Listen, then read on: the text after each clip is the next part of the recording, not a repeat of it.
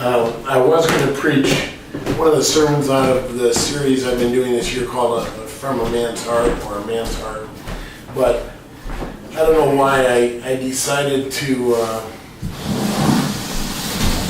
today I just decided I was going to do one from our series on character defects. I don't know why, just because. So, I'm looking next week, I'll probably go back to A Man's Heart. So, do you want to sit over here, Jim? Nope, I got my seat. Tonight we're going to talk about alcoholism and drug abuse, and perhaps we'll get to perfectionism. Perfectionist. That's not a character defect. That is a character defect. No dogs allowed to bark in church. Quiet.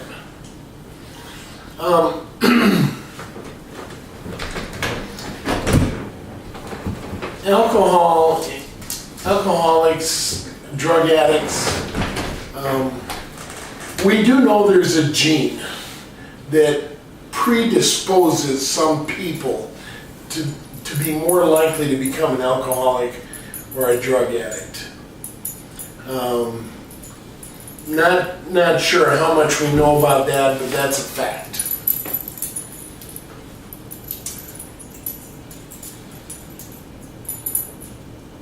It doesn't seem fair that some people have to fight that and some don't. But see, that's the way of life. Sometimes life ain't fair, right? Succeed anyway. Yes, like our family, when we had the adopted kids especially, they always said, that's not fair, that's not fair, that's not. I got tired of that's not fair. And I'd say, life's not fair, succeed anyway. Now, I don't care if you're prone to alcoholism and drug abuse or not. You're all prone, we are all prone, because I am prone, to failure in some area. Called sin. It's called human nature, the sin nature. That's it. And it's up to us to overcome that. Now, if you don't have to overcome alcoholism and drug abuse, praise God. But I'll bet you know somebody that does. So, there are things you can know that will help you deal with them. The best things that can help somebody overcome them, that character defect, is life experience, circumstances, environment.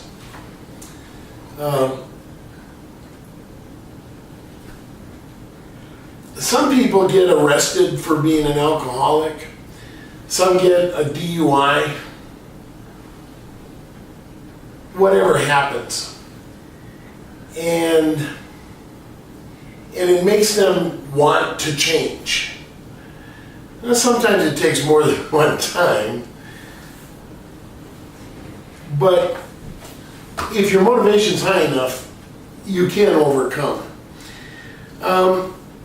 It's going to be something, though, that they really need help with. They need friends. They need somebody that's got their back and that's going to love them and care for them through this problem. Now, you all heard me say before, because I've done a lot of work with alcoholics and drug addicts, I'm not going to bother to help somebody that isn't helping themselves. You ain't trying, I cut you off.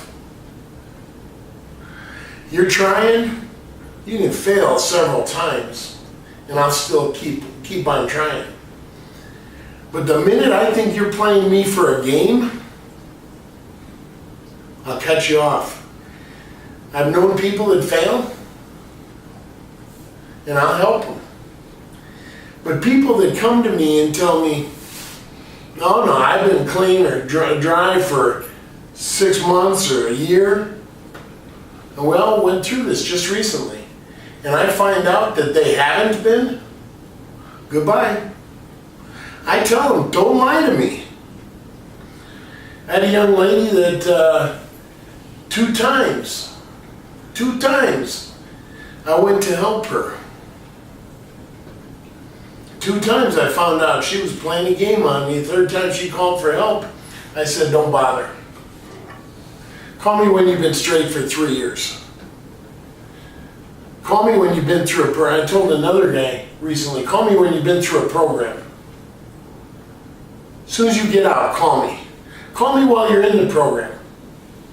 But I'm not helping you until you go through a program. He needs professionals. He doesn't need me. DOC don't count. Yeah, I'm not a professional, and the truth is, I do know what I'm doing with drug addicts and alcoholics, but I'm not a professional. And sometimes they have resources that I don't have. So there's a place for the professional. Now, the reason a lot of people come to me is because I'm cheap. I don't charge them anything. Of course, then again, you do get what you pay for, right?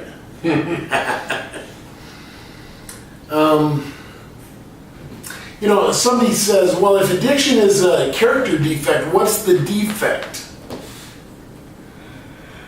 Anybody think of what that is? The inability to cope with something. The inability to control the alcohol. That's for any character defect. Lack of self-control. Lack of self-control, inability to control. What did you say? I said the inability to cope with Inability to cope. problems. That's any character defect. Alcoholism and drug addiction almost always stems from low self-esteem. Low self-esteem. People drink to forget, to hide. They can't deal with life. Now, there are people that drink that don't have low self-esteem. There are people that get drunk that don't have low self-esteem. But the people that live in a perpetual state of alcoholism and a drug addiction are people typically, not always, but typically have low self-esteem. They may hide it, but typically they have low self-esteem. And if you look at it, they work together to spiral you downward. And yes, it'll spiral. And just because you have low self-esteem does not mean you're going to be a drug addict or an alcoholic. Okay? Low self-esteem is something almost everyone deals with. Almost everyone does. At some point or another. You know, the only people that probably never suffer from low self-esteem are total egomaniacs, or as somebody else called them once, fools. You know, it's just how much self-esteem. Some people deal with low self-esteem by going into a deep depression. Some people deal with it by burying themselves in drugs and alcohol. Some do both, or all three. Just because someone drinks doesn't mean they have extremely low self-esteem or an addiction or whatever. It's the pattern. It's the pattern. I'm going to talk about low self-esteem later down the road, not tonight so much. But Is it passed down from generation to generation to generation? yeah, well, and with alcoholism and drug addiction, that's that genetic factor. That's that genetic factor. So, oftentimes, addicts and alcoholics begin their addiction or continue it because of social issues. Typically, an alcoholic, for instance, will stop by a bar on their way home from work. It's happy hour. Two drinks for the price of one, I'll have 2 and go home. But they don't manage to get out after 2. 10 later, they're wanting to go home. Yeah, buddy stopped by and he bought 2 for me and 2 for himself. So I'm going to pay it back. I'll buy 2 for me and 2 for him. Now you've had 6. somebody else stops by and buys you a couple, and it's a pattern. Now, I've got a good friend, and you all know him. I'm not going to name him, but when he has a beer, he has half a beer, maybe a beer, and he's done. That's not an alcoholic. And he doesn't drink every day. Just because someone drinks alcohol doesn't mean they got a problem. I'm not trying to pick on drinking.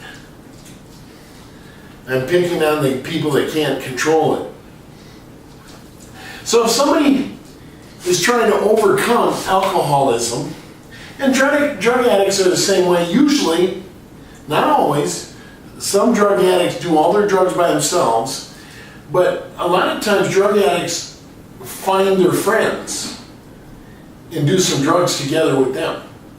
Same as the alcoholics go to the bar and drink with their friends.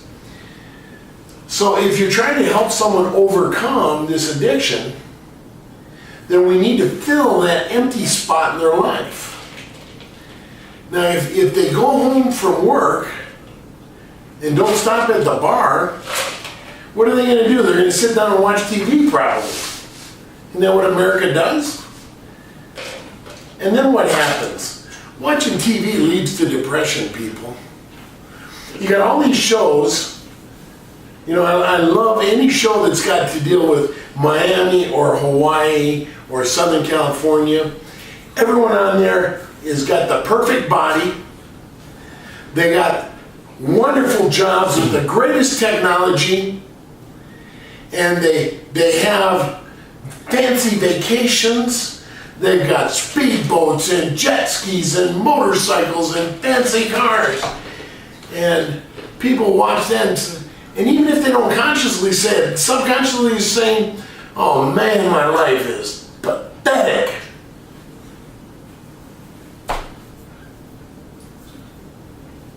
And we gotta fill that hole. If you're talking about helping somebody overcome stopping at the bar on their way home from work, we got to fill that hole.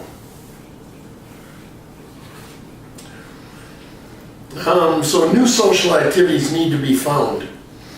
And We need to introduce them to Jesus, because that is the only thing that saved me from going over the edge in alcoholism. It helps, but here's the problem. If we introduce them to Jesus and then turn them loose and let them stay at home, they're going to watch TV. No, it's got to be an ongoing. It's got to be, you know, some people think that I'm a fanatic, and I tell everyone I'm not a fanatic. I'm much worse than that.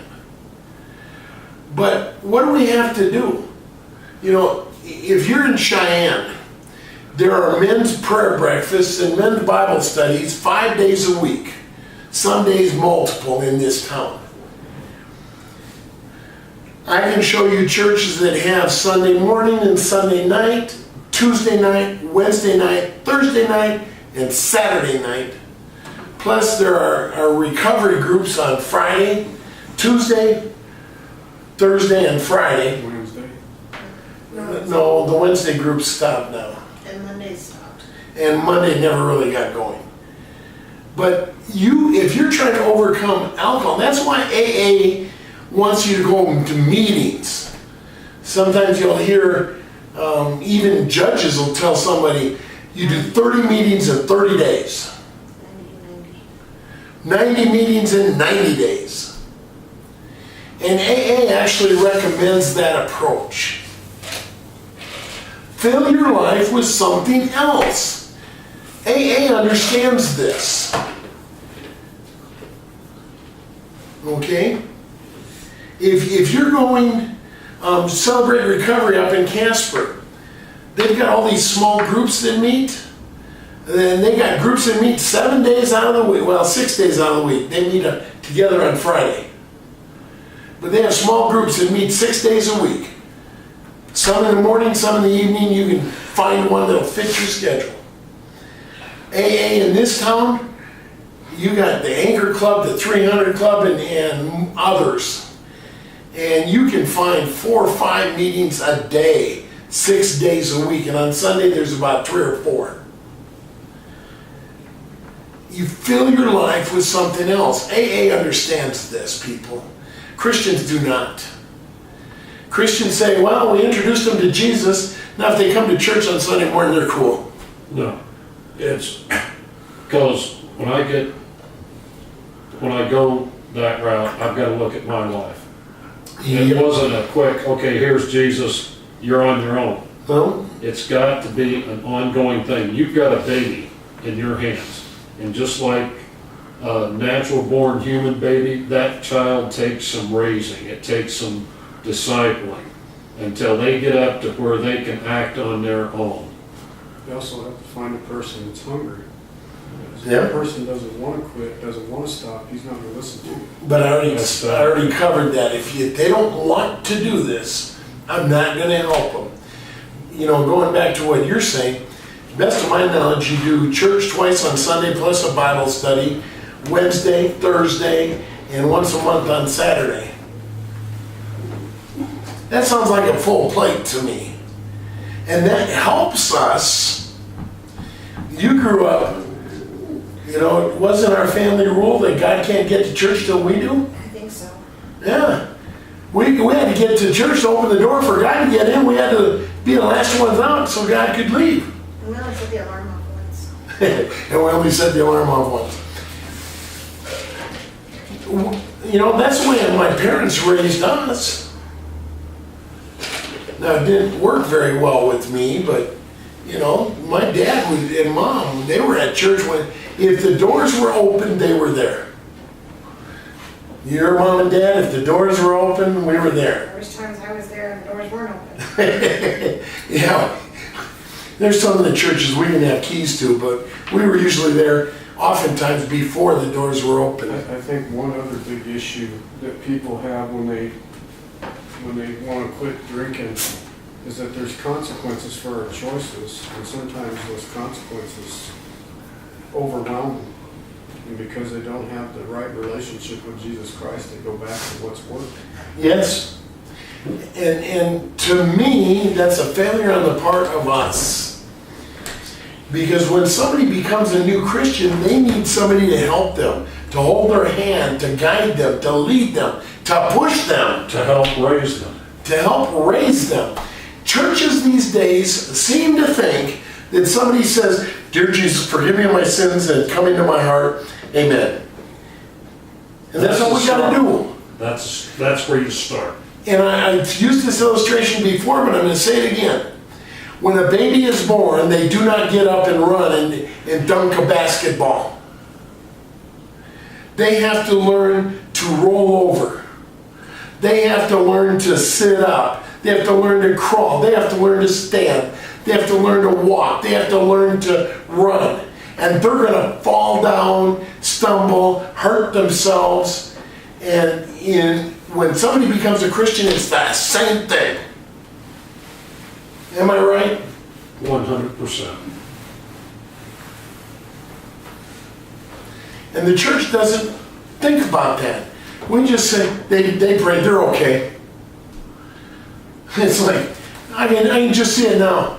We got a new policy. It's called Obamacare. When you're born, the doctor spanks your butt, throws you out, and you don't come back. Because you can't afford it. All right, let's go on to perfectionism, unless somebody wants to comment further on alcoholism and addictions. I'm perfect, I don't need to hear about perfectionism. But I think you brought out a very good point, a person's self-esteem in alcoholism, drug addiction. And I think that applies to any addictive behavior. If it's a sex addiction, if it's a porn addiction, if it's a food addiction. And like I started, If it's an addiction to a person. low self-esteem is an issue for almost everybody. Oftentimes with addicts and alcoholics, it's worse. Not always. not always, but oftentimes it's worse for them than for other addictions, defects, issues. Low self-esteem is something we all deal with. I purposefully am not going to talk about that next. I want to separate it from the alcoholism and addiction. So when we talk about it, we aren't thinking about that. So now that I've mentioned that pink elephant, everyone's going to think about it when I come back to this. It seems like everybody, since I've been in recovery, the one thing that people talk about is the God-sized hole in my heart that only God can fill, but we try to shut it. It isn't just the God-sized hole. It's those that surround us. We got to work on this together. And I don't care if you're talking about Paul. I recently been studying in Peter. 1 Peter chapter 2 is filled with references to building up and working together. 1 Corinthians chapter 3 is about building up the church. You know, in 1 Peter 2, he calls us living stones. And Jesus is the cornerstone, and we're being built up. That means our pieces all have to fit together. And, you know, we got a God-sized hole in our heart.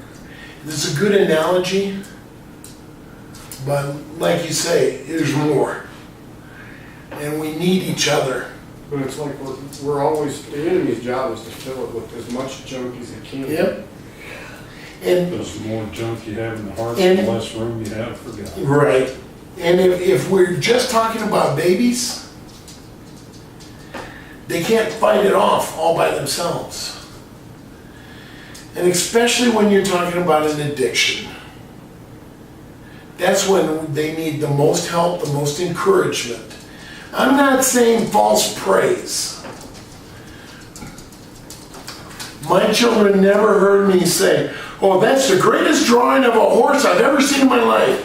"Daddy, it's a cow." "Oh, that's the greatest drawing of a cow I've ever seen in my life." They never heard that.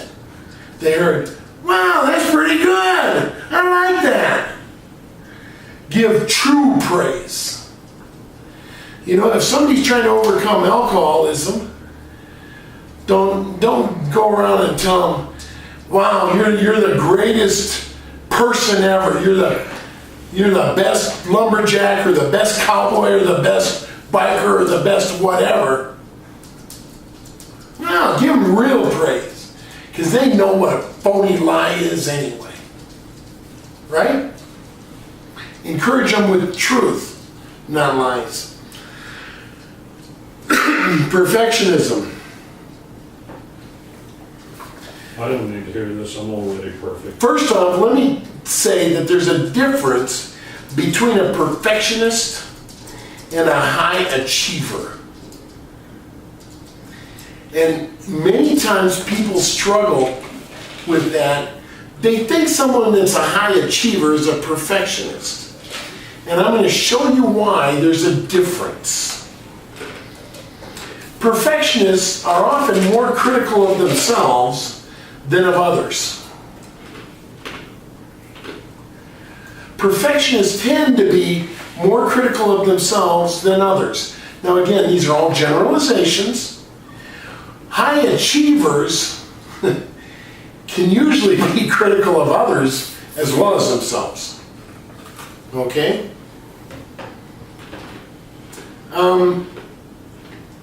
A high achiever tends to be more supportive of others. A perfectionist does not usually support others because they're too busy running themselves down. Did you catch that? A high achiever is probably able to criticize himself and others, but they're also going to be supportive of others. A perfectionist is going to run themselves down. They're not going to encourage others because they're busy running themselves down.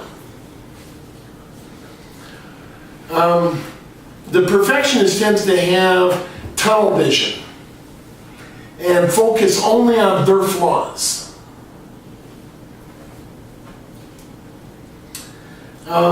When a perfectionist can't meet their goals, Perfectionists set unbelievably high goals. High achievers or overachievers set unrealistically high goals also. Okay? When the perfectionist can't reach those high goals, they really struggle to overcome their disappointment in themselves. When the high achiever can't reach those high goals, what do they say? Well, I came close, did my best, I'm going to set some new goals. Or And they're going to be high too. what do I have to do to make this goal work? Yeah. Well, they might realize that they can't reach that, but the high achiever realizes, what's the word arete mean? To reach your highest human potential. To reach your highest human potential. It's a Greek word that means excellence. To reach your highest human potential. But to our family it also means Do your best, but your best is good enough. your best is good enough. High achievers understand that. If you did your best and you fell short of your unrealistic goal, and believe me, a high achiever probably understands their goal was unrealistic in the first place. They're okay with that. They're going to shoot for it anyway. The perfectionist sets the unrealistic goal, and when they don't make it, I'm so terrible. I can't do anything. Can't do anything right. I'm a failure. Maybe not that dramatic. Yeah, maybe not that dramatic, at least not in public. Maybe at home.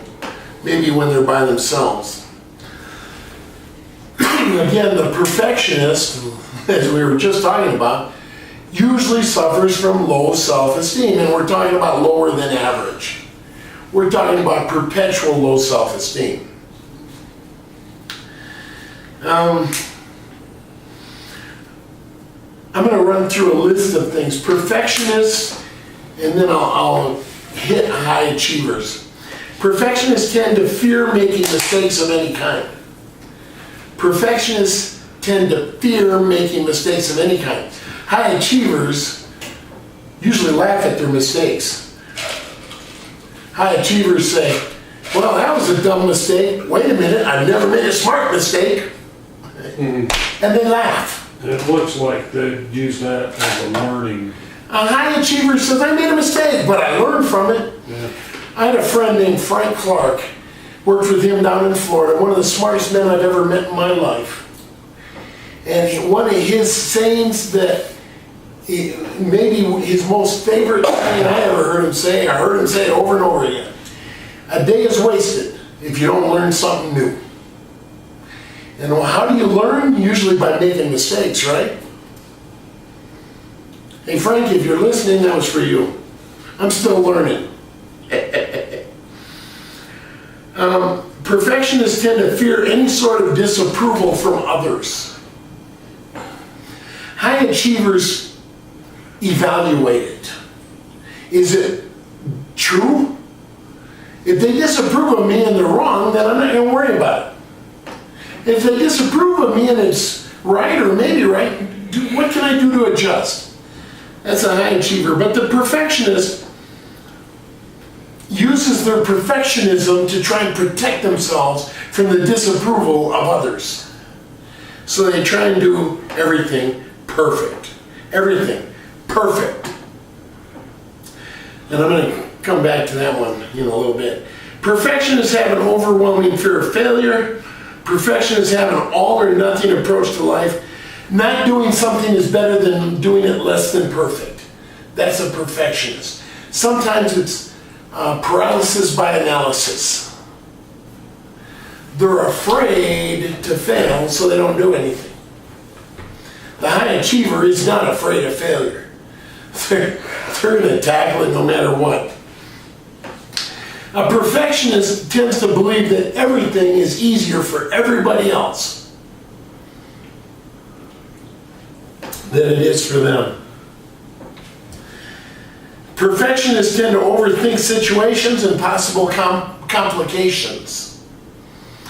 And high achievers tend to think, well, we're going to encounter problems. Let's go ahead and encounter them as we go. I've laid out my plan, haven't got it all figured out, but I figured out the big stuff. Let's deal with it and go. See the difference? So how can perfectionism be overcome? First off, avoid the all or nothing thinking. Second, set realistic, reachable goals, and you're probably going to need help with that. Now, most of society wishes the high achievers would set more realistic goals, because a lot of times those high achievers are the people that are leading others. And everyone else behind them saying, man, I wish he'd set a little bit lower goals. Think about back in World War II, Patton. Now, Patton had a goal. The generals above him are saying, no, stop. The troops below him are saying, no, stop. And Patton's saying, let's go. Not going to stop. Haven't figured out all the problems we're going to encounter. But I know where I'm going. I know the big plan. Let's go and we'll deal with issues as they come up. Right?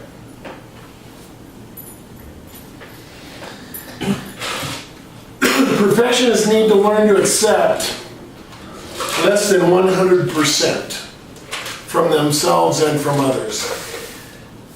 The world won't end just because everything didn't work out perfect. Okay? And the perfectionist needs to realize that making mistakes is not a bad thing. Making mistakes means you can learn. That's all right. When I was just starting my computer career, I'd been in it a few years, and I learned something in an interview one time. A guy says, wow, you've done all these different things and you've only been in computers a few years. And he said, I like that. So I asked him why. And he said, if you have one person that does the same thing over and over for 20 years, they haven't learned anything but that one thing.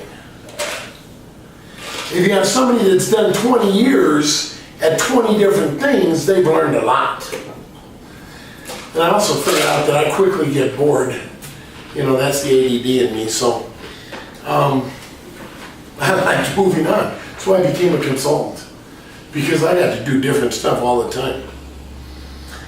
Perfectionists need to learn to focus on the doing of things and not so much the results.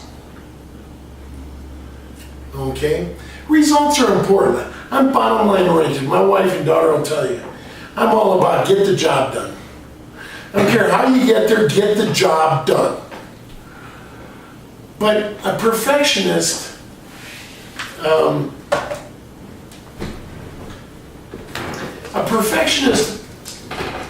has trouble letting go.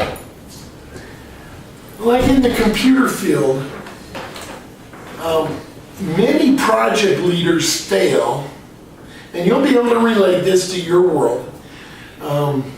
Jim, you will be able to relate this. You got a high-achieving project leader and a perfectionist project leader, and they're both working on a very similar software package, system, whatever. And they get to this point, and the high achiever says, all right, that's good enough, we're done. The perfectionist project leader never gets to that point, because there's always something you can do a little bit better. I have completed projects that I knew we could do a better job. We could improve it by doing this, we could improve it by doing that. But there comes a point where you have to say, we've met the requirements, it's good functioning, there's no bugs, no major bugs, it's done. And now the people that follow behind us that are going to do the maintenance, they can fix the little bugs and make the little tweaks and add the new enhancements to it. But we've completed what needs to be done when you're painting a house. you know, not these brand new ones you're doing now, but you take a house like this, you go to paint it. There are a lot of work you can do. When do you stop? When do you stop? When does it become maintenance? You have to find the reasonable point to stop. Now, I'm not saying stop short. High achievers never do that, is what I'm saying about Pat. But the perfectionist has trouble saying, okay, we're done. You see what I'm saying?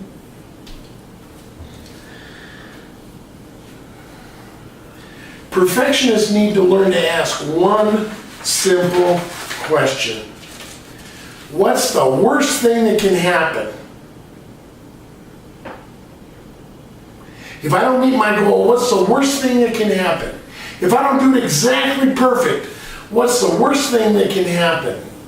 If I start this project and I'm not sure how to finish, what's the worst thing that can happen? Well, first off, ask for help. But what's the worst thing that can happen? Then do your best, and your best is always good enough. If you do your best.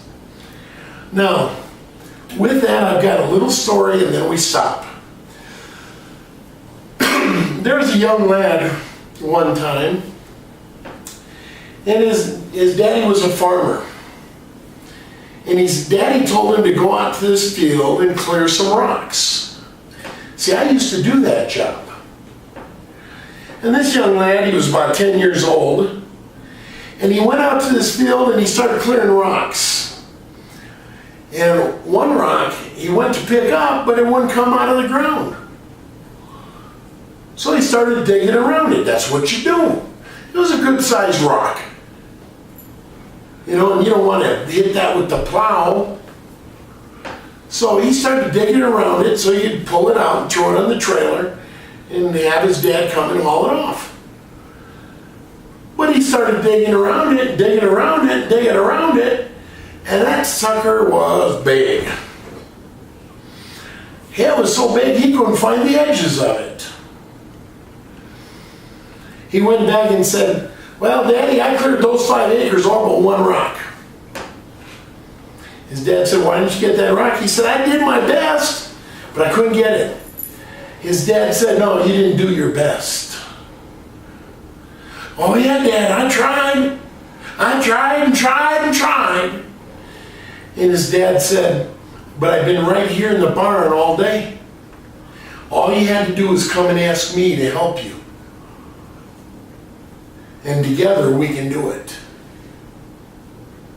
And Daddy went out and helped the boy, and he brought out a big shovel, and together they found the edges, and that rock was too big for the boy to pick up, but with Dad's help, they got it. Sometimes your best is not good enough. You need somebody else too. You haven't done your best unless you ask for help. If you're going to fall short, ask for help. It isn't about you achieving greatness. It's about us accomplishing the task. Does it make sense? Mm-hmm. So, in our world, you know, if you find somebody and you're struggling to, how do I talk to this person? Well, sometimes come to me and ask me. Maybe I can help give advice. Maybe I can come help you. If they're struggling with meth, you know, I don't think we have anybody here that's a meth expert at overcoming meth. That's a serious issue, people. Very hard to overcome. How do you help somebody overcome meth? That's not something any of you have experience with, am I right? Maybe a little bit, but if you come and ask me, I might be able to help. And if I can't, I know people that are better than me at it, okay? Together, you, me, and them, we can do great things, okay? So perfectionists, don't be afraid to set the standards high. Learn to accept a little bit of failure and learn from it. Learn to ask for help. But remember, your best is good enough. Father God, I thank you for this evening. And I pray, Father, that you would help us understand that in all our lives. Father, not just perfectionist. Hopefully we all have a little bit of that in us. But Father, help us to understand at all times that our best is good enough. But sometimes our best means we ask you or others for help. Father, I pray that you make us wise. Help us learn. Help us grow. We ask all this in Jesus' name. Amen. But if you, oh, go ahead, I'm sorry, I didn't. That's okay. 1, 2, 3. Attitude of Christ. But if you look at it, perfectionism and OCD go hand in hand. Yeah, we'll talk about that. Because, you know, somebody that is OCD has to have things in a perfect order, whether it's Yeah, their house or I think OCD is misunderstood. but if you look at them, there's some